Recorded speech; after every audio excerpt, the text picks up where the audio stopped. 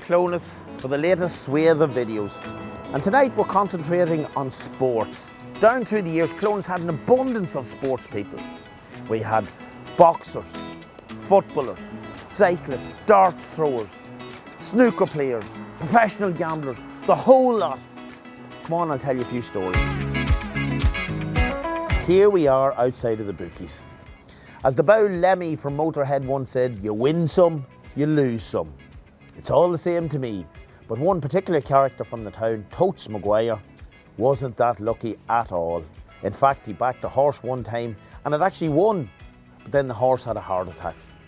And someone says, you're a jinx, Totes. Totes says, I know, rightly, he says, I'm that unlucky. If I died and was reincarnated, I'd come back as myself.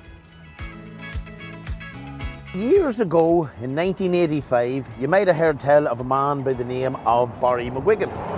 Now, Barry McGuigan was the world title holder in 1985, and he cut the lugs of a man by the name of Eusebio Pedrosa in QPR's ground, Loftus Road, on a sultry June night. As Barry won the title, tragedy struck in Clones, for there was a fire started at the back of McGuigan's shop here. Half the town was in London, the other half was in Clones. One family member was shouting out to the window, help, help, we're on fire, we're on fire. And old Brendan McKenna, who was walking home at about 3 o'clock in the morning, he shouts out, sure, we're all on fire!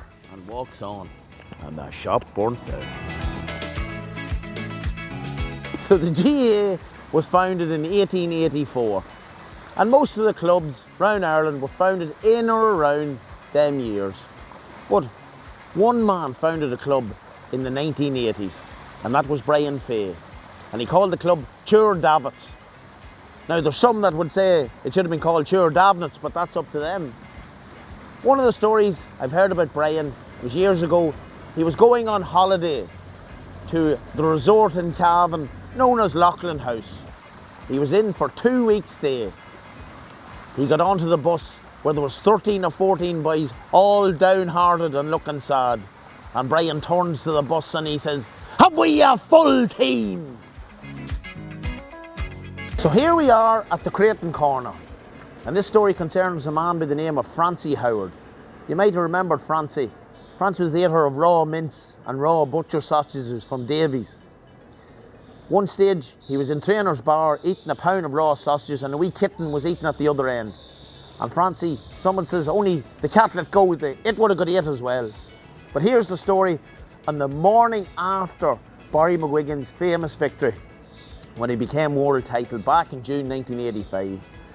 On the morning after, Francie was lying here at the Creighton Corner in his bare feet, a string vest, a pair of trousers, and there was a goat tied to his arm.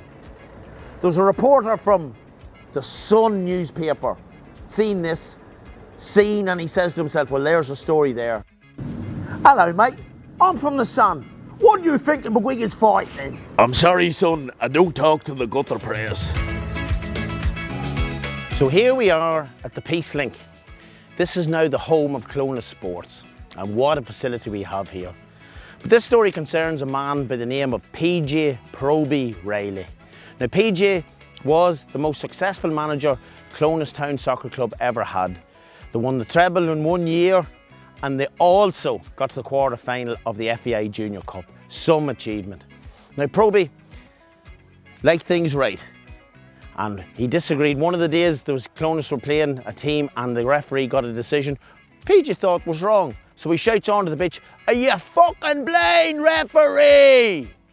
Referee stops the game, walks over to Proby and says, what did you say?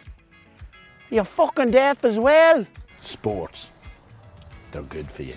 Now, please come up and use this facility. That's what it's all about. But if you want to become a top athlete, do not use performance-enhancing drugs. And also, another word of warning.